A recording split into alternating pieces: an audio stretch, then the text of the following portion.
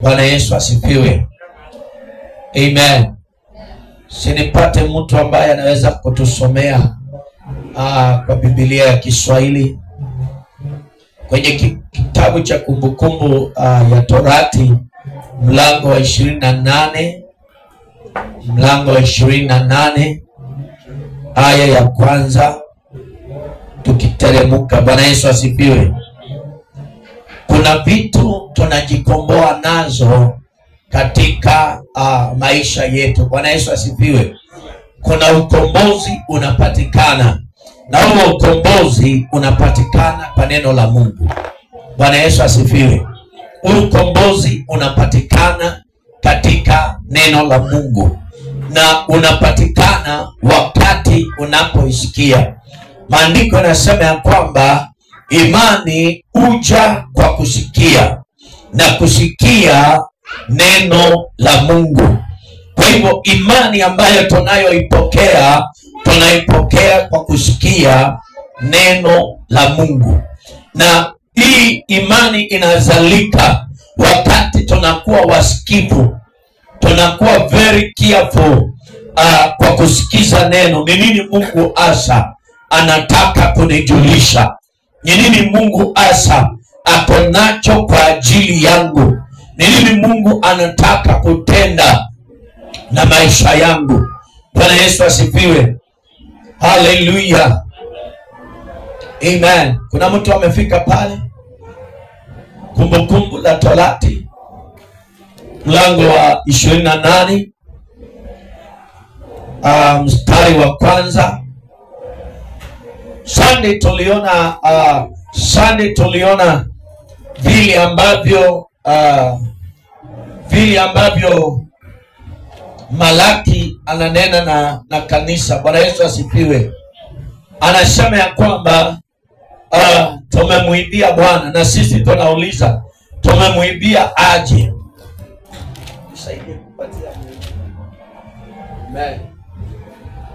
Anauliza na tunauliza tumemuibia Mungu aje?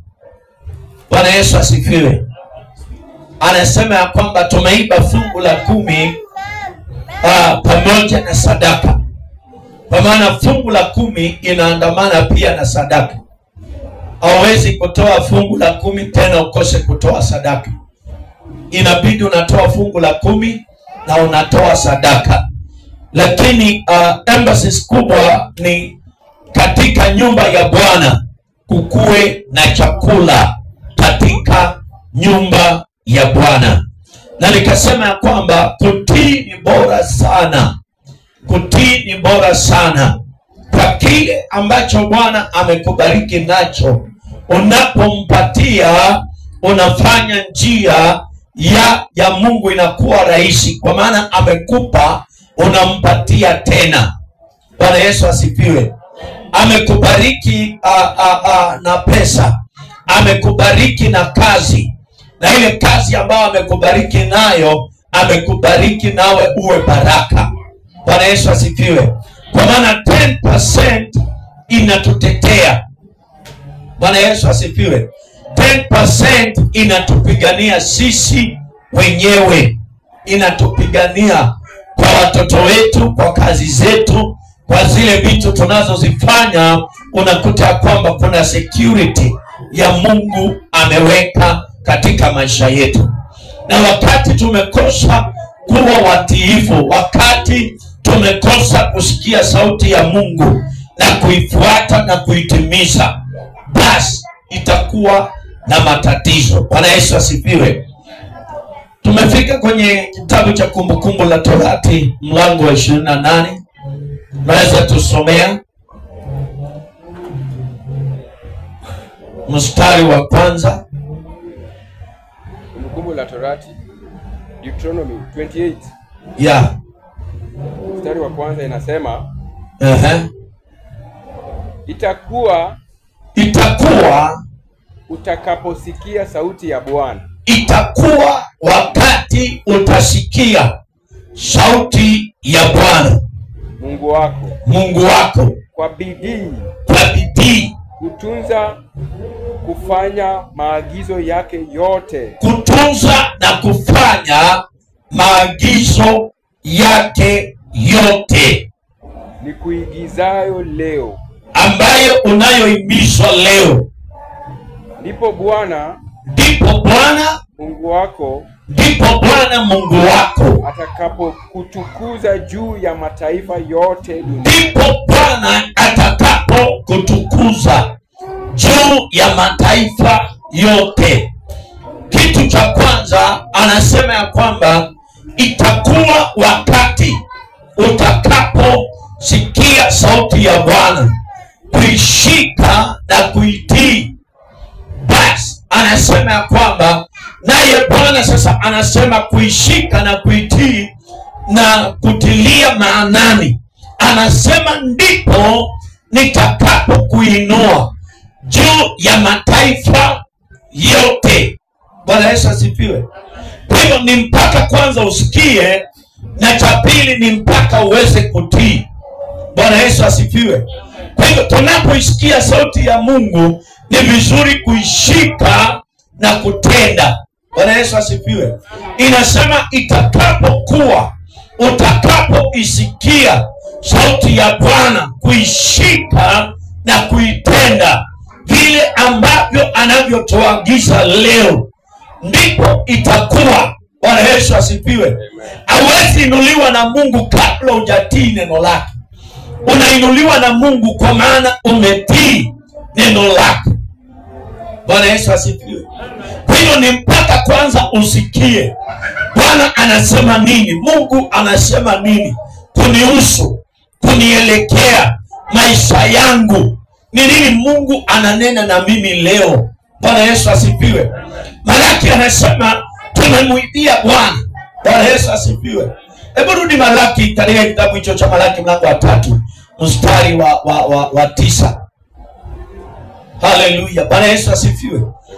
Ni mpaka ugundue ya kwamba kuna kumtii Mungu, na tunamtii kwa kusikia ile sauti yake na kule kujipeana kwa ile sauti yake.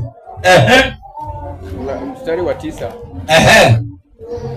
Ninyi mmelaaniwa kwa laana. Nyinyi mmelaaniwa kwa laana. Maana mnaniibia mimi. Maana nyinyi mnaniibia mimi. Naam, taifa hili lote. Naam, taifa hili lote. Leteni zaka kamili ghalani. Sasa anasema mmeshalaaniwa, lakini sasa anarudi analeta suluhisho. Ndio ile laana iondoke, ni mpaka kwanza sasa anasema kwamba sasa ndio ile laana iondoke. Leteni zaka kamili.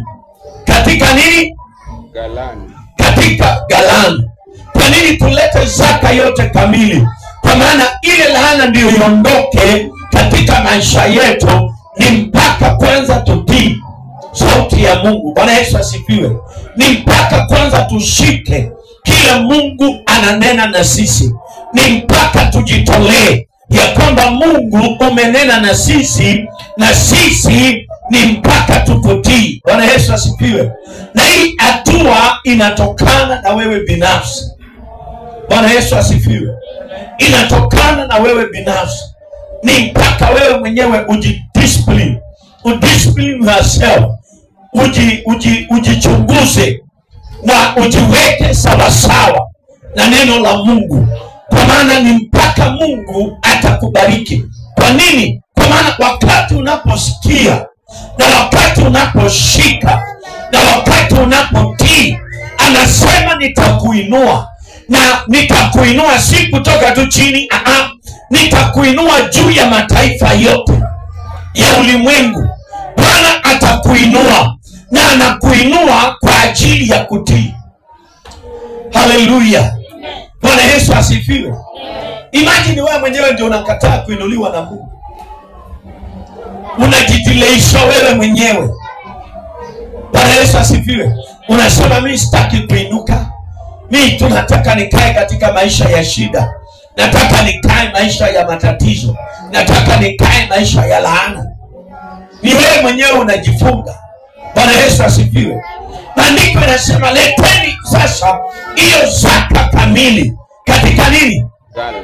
Katika gala langu. Kusikose nini? Chakula. Kusikose chakula katika gala langu. Kwa hiyo tunapoleta zaka kamili katika nyumba ya Bwana, nyumba ya Bwana haitakosa chakula. Kutakuwa na chakula. Kutakuja watu ambao hawana chochote, watapata chakula katika ile nyumba ya Bwana. Bwana Yesu asifiwe. Kutakuja mtu ambaye amekosa kitu cha kukula, na anapokuja katika hekalu, kwa maana zile zaka tumeleta katika gala la Mungu, yule mtu hatutamwachilia aende tu mikono mitupu, na tumwambie Bwana hata kuonekania, na huyo mtu anaenda kulala njaa shwari. Kweli Mungu atamuonekania? Tuko katika gala la Mungu, kuna chakula. Na naambia dada yetu, anakuambia pastor, sijakula usiku na sijui sasa naenda kukula nini. Huyo mtu tukimwachilia hivyo, tumuombe, tumwambie wacha tukuombee, Mungu atakuonekania. Kweli hapo hiyo maombi inafanya kazi? Hiyo maombi haifanyi kazi. Kile kinastahili, huyu mtu amelala njaa, tena anaenda kulala njaa, tunamuombea. Hiyo itakuwa ni kama tumechanganyikiwa. Bwana Yesu asifiwe. Inastahili umwambie ya kwamba hii sasa haihitaji maombi. Hii inahitaji sasa fedha, uende ununue chakula mkule pamoja na watoto. Bwana Yesu asifiwe. Mtu amekuja kwako, amekuambia hajakula usiku au hajapata chochote asubuhi. Huyu mtu anakuja kwako, anakuambia sasa sina chochote, hata watoto wangu sijui wanakula nini. Na saa hiyo kuna shilingi 200 kwa mfuko au kuna shilingi 500. Na kwako uko na uhakika kuna unga, kuna kila kitu. Unajua kwako kuna kuliwa. Na huyo mtu unamwambia wacha tu nikuombee na uende. Kweli hapo kuna baraka? Bwana Yesu asifiwe. Unastahili ujue ya kwamba huyu mtu ambaye amekuja kwangu hajakuja tu kwa sababu ambayo ameniona ninaweza. Ameona ya kwamba atapata suluhisho. Sasa naye Mungu anasema nimewalaani. Kwa nini?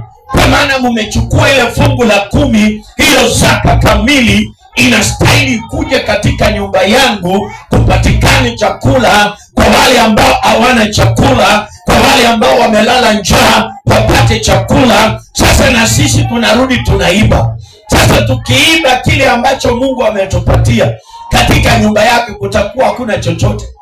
Mtu hata akikuja akisema nataka chakula, utakuta kwamba ni ngumu kumpatia, kwa maana hakuna. Bwana Yesu asifiwe. Kumbuka maandiko katika kitabu cha Matendo ya Mitume mlango wa 4 mstari wa 33 kuteremka. Maandiko yanasema ya kwamba waliuza shamba zao, wakauza zile mali walikuwa nazo, wakaleta kwa miguu ya mitume. Na maandiko yanasema ya kwamba walipoleta, mitume sasa wakapata nguvu ya kushuhudia juu ya Mungu ya yale matendo anatenda. Bwana Yesu asifiwe. Wakaanza kushuhudia, wakapata neema ya kushuhudia. Kwa nini wapate neema? Kwa maana katika gala la Mungu kuna chakula. Bwana Yesu asifiwe. Na maandiko yanasema ya kwamba hakuna mtu katikati yao aliweza kuwa na lihitaji. Bwana Yesu asifiwe. Huo ni ushuhuda mkubwa sana. Katikati ya nyumba ya Mungu hakuna mtu yoyote. Tunasema ni wakati wa kuombea mahitaji, unakuta hakuna mtu anainua mikono. Kwa nini? Kwa maana mahitaji yao yametekelezwa katikati yao, kwa wao kwa wenyewe kwa wenyewe. Bwana Yesu asifiwe. Mitume walichukua kile walipatiwa. Kwa wale hawakukuwa na karo ya shule, wakapatiwa. Bwana Yesu asifiwe. Ambia aliye karibu na wewe, ni vizuri ushike sauti ya Mungu. Mwambie itapokuwa wakati tutashika neno la Mungu na kuitii, hapo ndipo mwanzo wetu wa kuinuliwa. Tutainuliwa juu ya mataifa yote. Bwana Yesu asifiwe. Sasa nikikuuliza, unajua watu kadhaa ambao ni bilionea,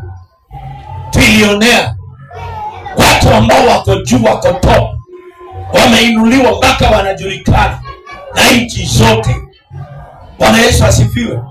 Kwa nini wameinuliwa? Kwa maana kuna kitu wanafanya. Bwana Yesu asifiwe. Naye Mungu anataka kukuinua, akutoe maisha ya matatizo, maisha ya shida. Kwa maana anasema itakuwa wakati utakaposikia sauti yangu na kuishika na kutenda sawasawa na neno langu, ndipo nitakapo kuinua. Sunday nilikwambia ni vizuri tumjaribu Mungu.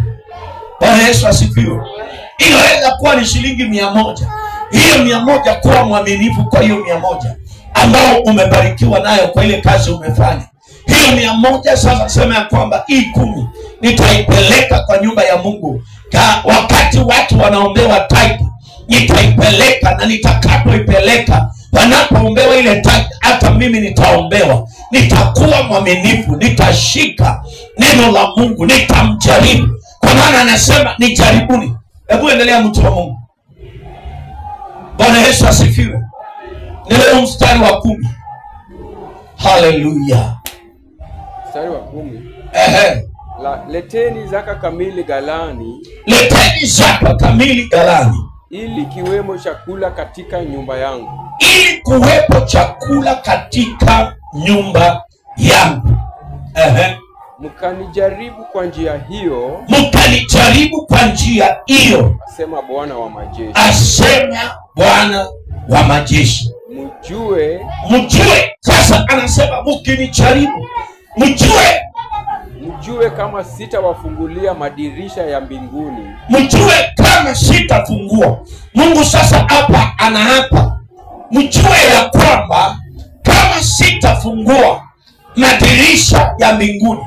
Ni Mungu anafungua. Na anafungua kwa ajili ya wewe mwenyewe kushika sauti yake na kumjaribu. Unapotoa fungu la 10, iombee, mwambie Bwana, hii nimekuwa mwaminifu kwa hii kidogo umenipatia. Kwa hii 10,000 nimekuwa mwaminifu. Kwa hii 5,000 nitakutolea. Ninakujaribu. Kwa maana umesema tutakapo kujaribu tuone kama hautafungua madirisha ya mbinguni, umimine baraka, tukose mahali pa kuweka. Bwana Yesu asifiwe. Amen. Maandiko yanasema kwamba tunapomjaribu tuone kama hatutafunguliwa madirisha ya mbinguni, tufunguliwe baraka, zimiminike, tukose mahali pa kuweka. Bwana Yesu asifiwe. Kwa ajili ya kuwa mwaminifu, kwa ajili ya kushika sauti ya Mungu, kwa ajili ya kushika neno la Mungu, inakuanga baraka sana. Bwana Yesu asifiwe. Amen. Ni mpaka ushike sauti ya Mungu, ukute ya kwamba umepata baraka ambazo hazina kipimo. Bwana Yesu asifiwe. Ukute kuna ile overflow ya Mungu juu ya maisha yako. Watu waanze kusema ya kwamba umebarikiwa. Kuna wengine watasema huyu mtu ni kama alienda Mombasa. Siyo roho ishindwe kwa jina la Yesu Kristo. Pale Mombasa ndio kuna tajirisha watu. Ni maandiko inasema mnaponijaribu muone kama sitafungua madirisha ya mbinguni, nimimine baraka, mkose mahali pa kuweka. Kwa hivyo hii ni between wewe na Mungu. Mkiwa wawili unajitolea ndani ya moyo wako, unasema ya kwamba Bwana umenipa, nami nitakupa kwa hiki ambacho umenibariki nacho. Ni 3,000, nitatoa hiyo 300, nitakujaribu nione kama hautafungua malango ya mbinguni na dirisha za mbinguni, umimine baraka, tukose mahali pa kuweka. Bwana Yesu asifiwe. Shuguzi aliye karibu na wewe na umuulize, unasikia neno la Mungu? Kwa maana ni ya maana sana. Bwana Yesu asifiwe. Shika hiyo sauti ya Mungu. Shika hiyo sauti ya Mungu. Shika kwa umakini. Bwana Yesu asifiwe. Kuna matatizo mengine hatutakuombea, kuna shida zingine hatutakuombea, kuna magonjwa mengine hayatakupata. Kwa nini? Kwa maana fungu la 10 ndiyo njia ya Mungu ya kutukemea, akemee mharibifu. Hali ya kazi ingine itafunguka, ukute wateja wamemiminika juu ya maisha yako. Unamaliza ni kama unahudumia huyu mwingine analeta mwingine, huyo mwingine analeta mwingine. Baada ya huyo kuna wengine wanatumwa na watu. Ukitaka kusaidika, wacha nikupatie namba ya huyo mtu, mpigie, atakuhudumia vizuri. Bwana Yesu asifiwe. Kwa nini? Kwa maana kuna mlango umefunguliwa. Bwana Yesu asifiwe. Amen. Kuna dirisha ya Mungu amefungua juu ya maisha yako. Na hiyo Mungu akifungua, anasema ya kwamba akifungua hakuna wa kufunga. Mungu akifungua mlango hakuna wa kufunga. Bwana Yesu asifiwe.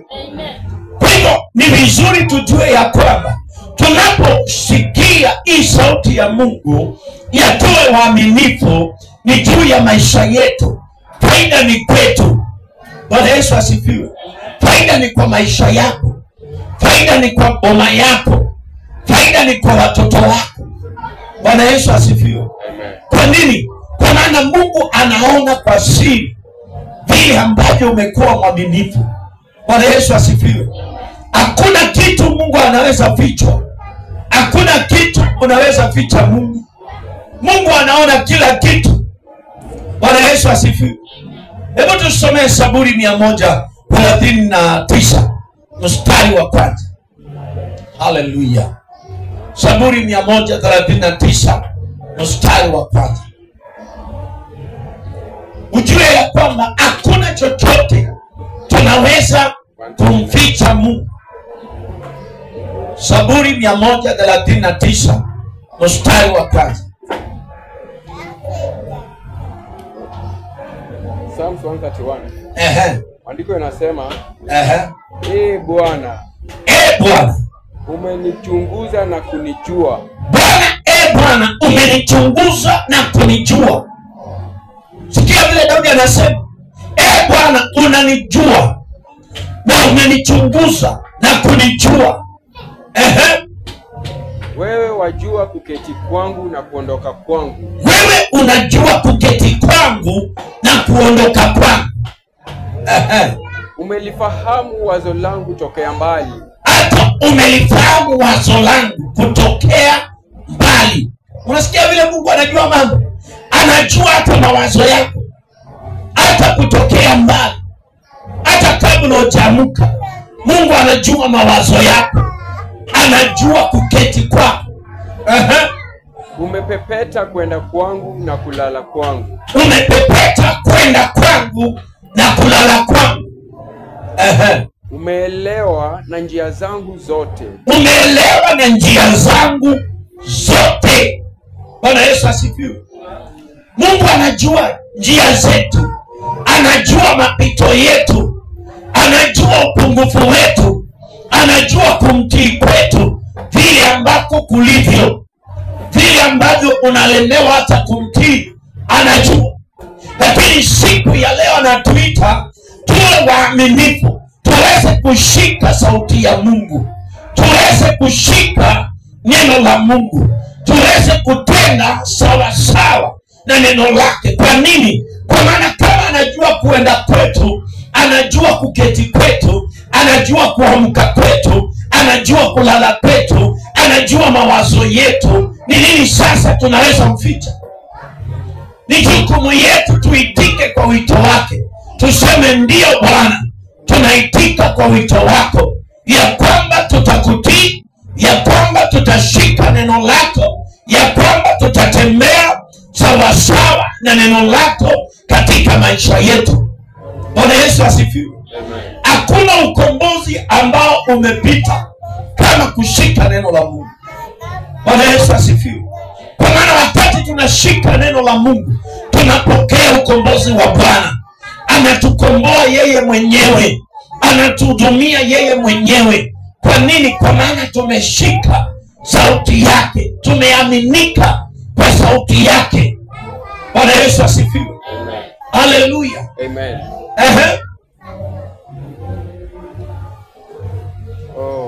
Maana hamna neno ulimini mwangu, hakuna neno ulimini mwangu usilolijua kabisa. Hebu sikia vile Mungu anatujua. Hakuna jambo ambalo linatoka kwa ulimi wetu Mungu asilolijua. Bwana Yesu asifiwe. Wakati tunapokuwa waaminifu katika njia za Mungu, katika neno la Mungu, wakati tunashika neno lake, wakati tunashika maagizo yake, yeye sasa anakuwa mwaminifu kwa maneno yetu. Bwana Yesu asifiwe. Haleluya. Bwana Yesu asifiwe. Amen. Anakuwa mwaminifu.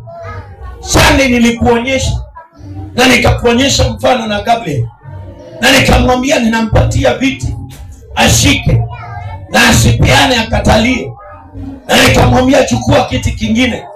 Ilikuwa ngumu kwake kuchukua, kwa maana mikono yake haiwezi kushika kitu kingine, kwa maana hajaachilia. Naye Mungu anatupatia ndio tuweze kuachilia. Ndio anasema itakuwa wakati utakaposhika sauti yangu na kuitenda sawasawa na neno langu, itakuwa sasa nitakuinua juu ya mataifa yote. Bwana Yesu asifiwe. Mungu anatuinuanga. Anatuinua kwa nini? Kwa maana ile sehemu ambayo ametuweka, anajua tunapomtii atatuinua, na anapotuinua anatuinua tuweze kulitukuza jina lake, naye ajiseme kwa watu wamjue kupitia wewe, watu wamfahamu kupitia wewe. Bwana Yesu asifiwe. Watu watamfahamu Mungu kupitia wewe, si mtu mwingine. Mungu anataka kukutumia watu wajue ya kwamba kuna Mungu ambaye anaishi, na anaishi kwa maana wewe umeshika neno lake na umelitenda neno lake. Na unapotenda neno la Mungu, Mungu anaachilia hofu ndani yako. Unakuta ya kwamba unamcha Mungu pasipo kusurutishwa, ni kwa hiari yako. Bwana Yesu asifiwe. Amen. Kuna mtu anasaidika kweli? Bwana Yesu asifiwe. Amen. Kwa hiyo ni vizuri ujue ya kwamba ni jukumu yangu kama mwaminio na kama Mkristo, ninahitaji maisha yangu yawe bora.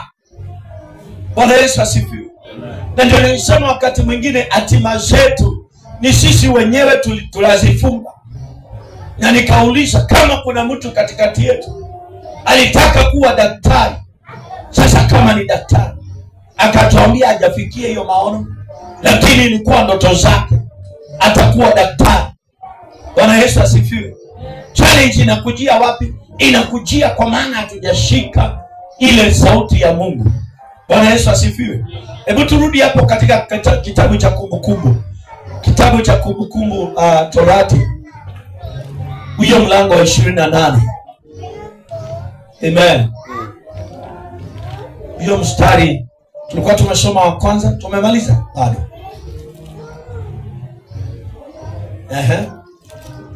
Nianze tu ya kwanza.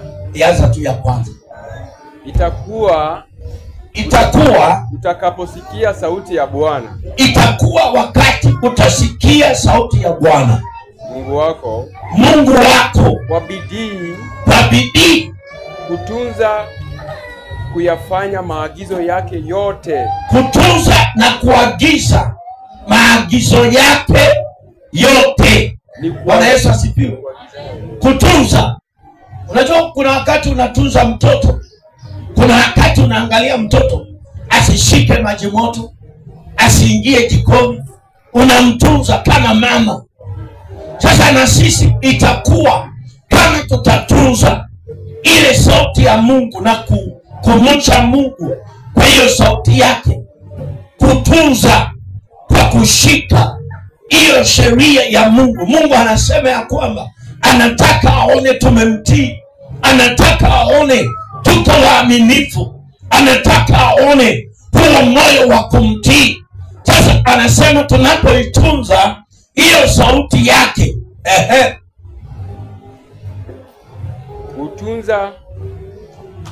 kutunza kufanya maagizo yake yote ni kuagizayo leo.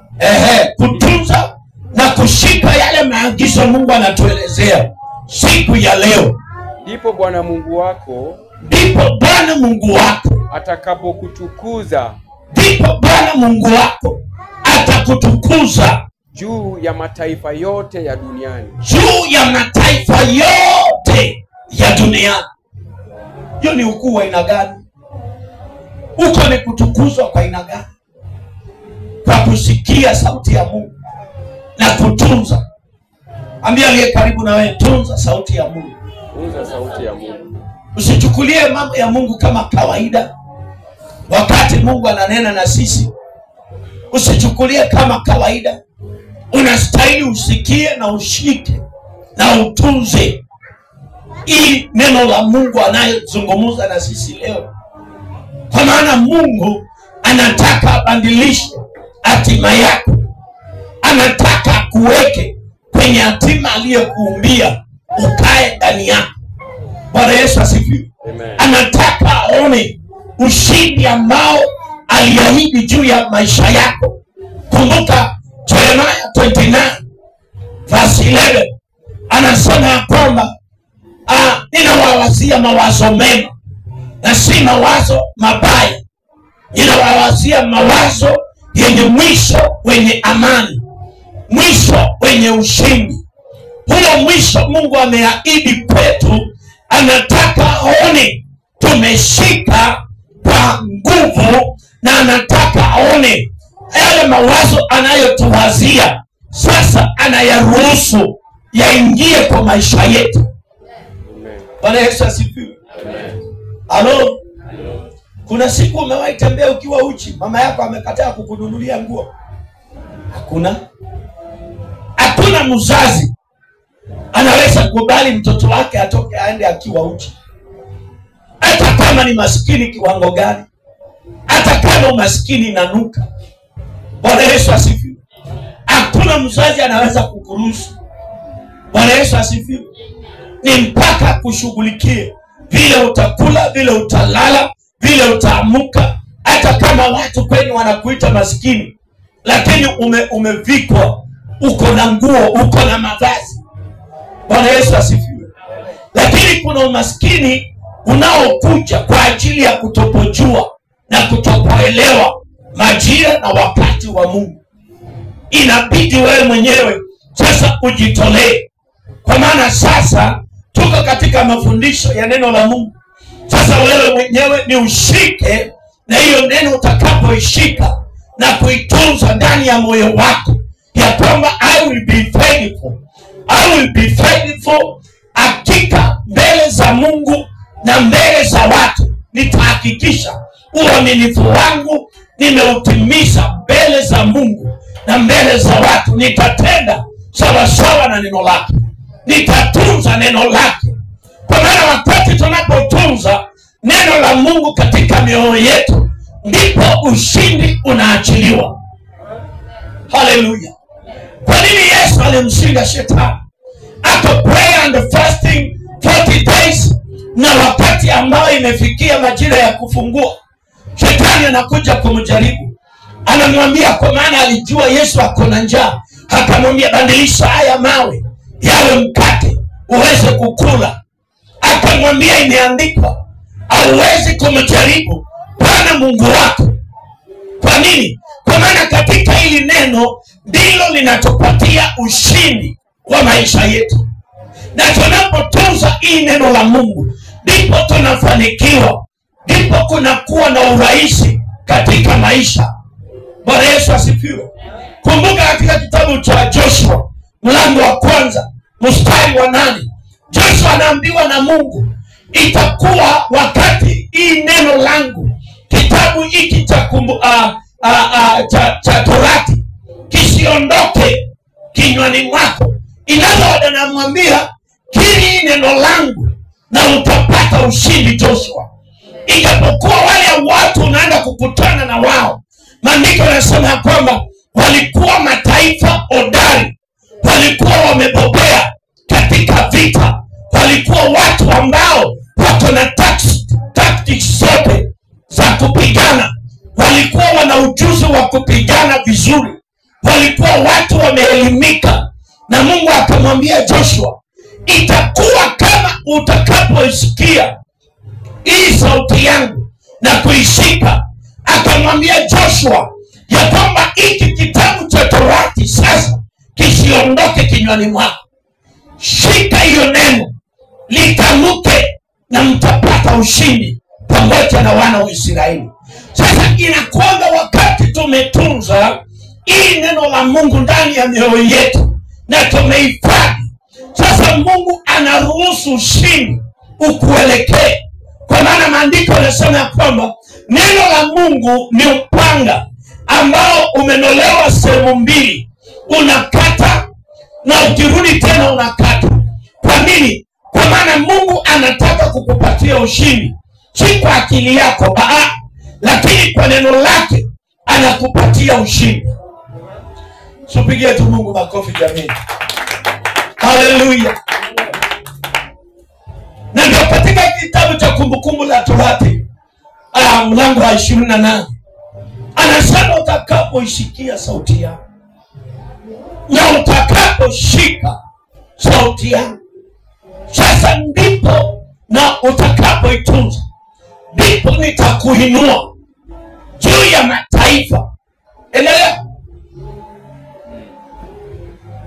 Mstari wa 2. Na baraka hizi zote zitakujilia na kukupata. Hizi baraka zote zitakujilia na kufanya nini? Na kukupata. Na kukupata usikiapo sauti ya Bwana Mungu wako. Unaposikia sauti ya Bwana Mungu wako, kama utasikia sauti ya Bwana Mungu wako, hizi baraka zitakujilia, zitakushika. Yani ni kitu kinakuja kukushika. Bwana Yesu asifiwe. Na kikukushika sasa huwezi kujiondoa. Bwana Yesu asifiwe.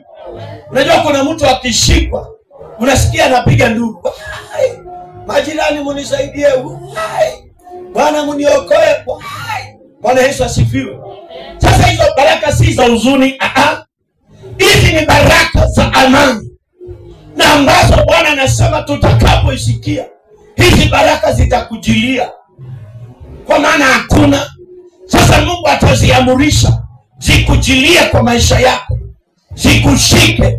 Bwana Yesu asifiwe.